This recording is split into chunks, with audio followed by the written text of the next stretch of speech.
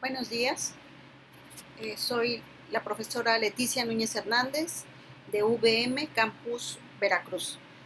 Vamos a darle continuidad al tema consejos básicos, es la parte 2 y iniciaré con el tema que se llama conducir la mirada.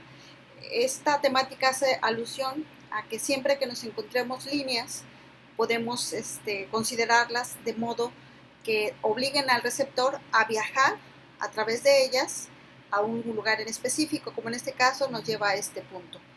Las líneas nos van a servir para eso, así que sería prudente también considerarlas. Este es otro ejemplo. En este caso las líneas van hacia el centro de la parte eh, más extrema hasta el centro de la imagen y es simplemente unas escaleras que con texturas diferentes simulan líneas tanto verticales como horizontales y diagonales. El siguiente tema es patrones aburridos. En muchas ocasiones a muchos fotógrafos no les llama la atención el hacer repeticiones porque les parece que es aburrido, entonces siempre podemos encontrar un elemento que rompa esa rutina, que rompa esa armonía, que para algunos puede ser pues tediosa. Esa sería la sugerencia, colocar siempre un elemento en cualquier punto, de preferencia puede utilizarse la regla de los tercios para colocar ahí el objeto más importante. A este consejo se le conoce como efecto pattern, que consiste en una imagen colocar un elemento que se repita continuamente a lo largo y ancho de toda la fotografía. Y en este caso, si nos damos cuenta, son estas especies de maderos en forma de cilindros que se repiten tanto en la parte superior, inferior y a lo largo de toda la fotografía. Es una especie de ritmo y da imágenes un tanto estéticas. Aquí tenemos otro ejemplo, que son mesas que se repiten también, están armoniosamente acomodadas y con la textura que da el suelo y las propias mesas se genera una repetición y una constante que termina viéndose armoniosa también. Continuando con el efecto de ritmo o efecto pattern, que es la repetición, esta imagen, por ejemplo, es una imagen muy sencilla que consiste en imprimir en una hoja líneas en blanco y negro, colocarlas en la base y colocarlas en la parte del fondo, posteriormente agregar un vaso con agua y va a hacer que las líneas cambien de dirección porque se produce el efecto denominado el fenómeno de la luz llamado refracción. Aquí tenemos más líneas, líneas horizontales que son interrumpidas por esta persona que se coloca en esta parte. Quizás lo no recomendable es que está mirando hacia el lado derecho de nosotros y nos invita a salir con la imagen. Lo ideal hubiera sido colocar su mirada hacia el lado izquierdo. Aquí tenemos una imagen igual que se repiten las líneas y se crea pues un efecto también de repetición que es resultado de las líneas tanto verticales como horizontales que se juntan y crean especies de rectángulos a lo largo de toda la imagen. Aquí una vez más, jugar con las líneas, la repetición de ellas nos crea ese patrón conocido como ritmo visual y que pues resulta atractivo a la vista. En este caso es una imagen cuyas líneas, esas son curvas, incitan a viajar a lo largo de ellas hasta llegar al centro y además crea un efecto engañoso porque parecería de repente que la foto fue tomada en contrapicada o cuando la analizas bien también pudiera ser pensada como una foto que fue hecha en picado, ¿sí? En contra y en picado, que son sentidos opuestos. Una vez más tenemos aquí patrones basados en líneas tanto verticales como horizontales y se rompe esta armonía por estos dos elementos que se encuentran más o menos equidistantes entre ellos y sobre todo colocados de manera intencional aproximadamente en la línea de los tercios. Hay otro tema que debemos considerar. Casi siempre que se hace fotografías, consideramos nada más la figura o al centro, que es en este caso el centro de interés, que sería la persona con la mano y la cámara fotográfica, ¿no? Pero es importante que siempre utilicemos o veamos qué aparece en el fondo de nuestra foto, porque puede servir de mensaje o puede servir también de aliado para tu fotografía, y no lo debemos descuidar. Siempre que tomemos una foto, no solamente pensar en nuestro sujeto, sino también pensar en nuestro fondo y colocar los elementos tanto del centro como en el fondo en un lugar en el que se vea que fue todo planeado. Es igual otro ejemplo de cómo considerar el fondo. Una sombra de otro niño parecería que está interactuando con la niña, ¿no? Y es el hecho de considerar precisamente esta idea. Una vez más, el fondo juega un papel importante, genera la sensación de que los jugadores de básquetbol están encestando al sol, o pudiera ser la luna.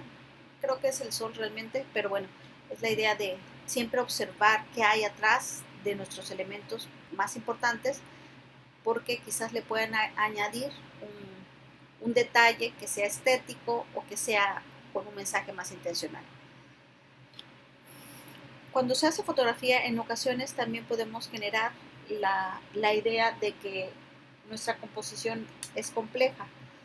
Al ser compleja, resulta por momentos imposible saber en dónde vamos a colocar cada uno de los objetos que participan.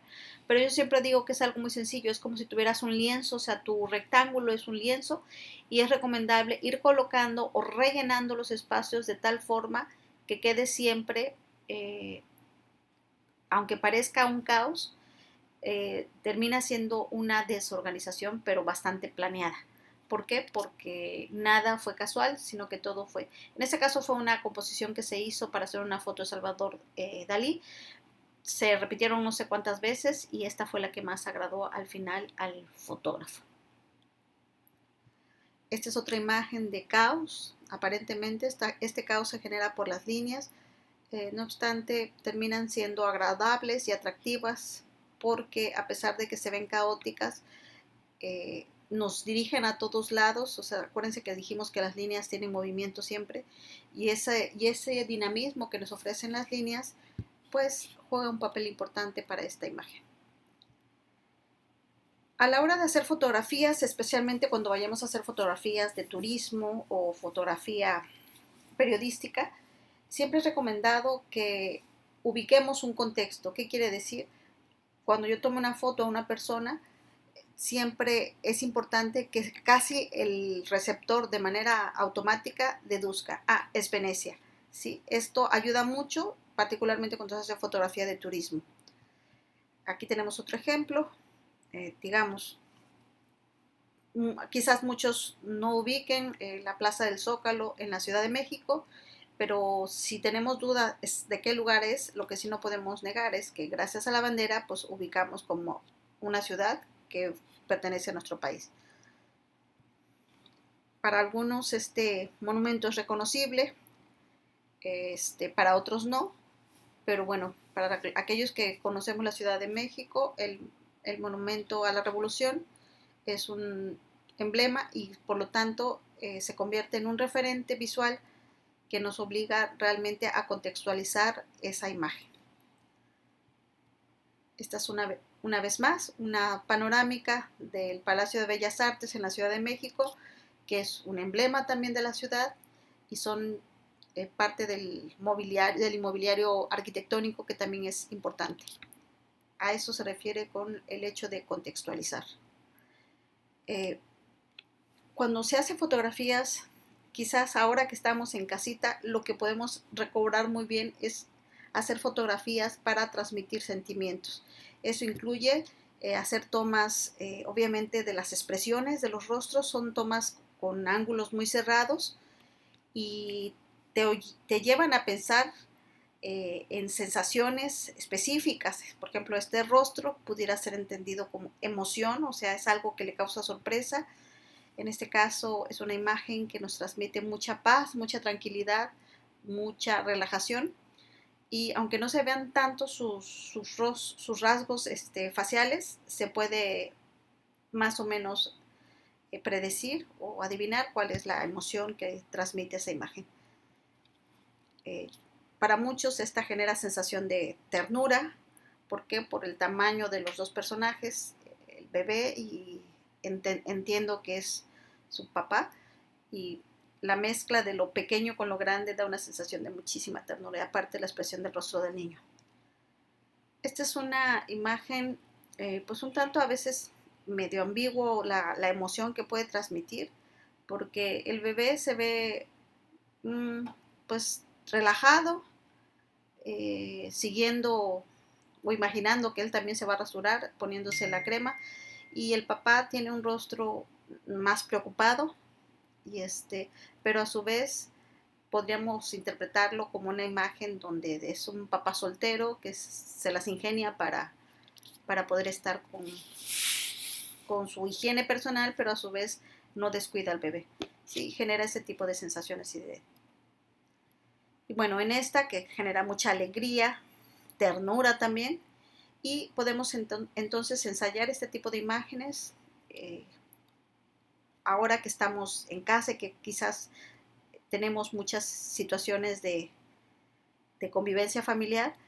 Podremos empezar a retratar los rostros de nuestra familia. Uno de los últimos consejos es atender los reflejos con superficies, digamos, reflejantes, llámese metal, aluminio, cristal, o en este caso espejos en concreto que no necesitan estar enteros, pueden ser pedacitos de ellos y se generan imágenes muy creativas, muy padres como esta. Una vez más, están colocados de tal forma que parece ser que se estrelló el cristal que estaba en un marco, quedó así, con figuras geométricas muy espontáneas, pero genera esta imagen muy atractiva. Y bueno, vienen aquí algunos consejos que ya les había dado yo para que hicieran en casa. Se los había dado yo en la anterior clase y bueno, vienen incluidos en este material. Espero que les guste y vienen otros consejos al final también.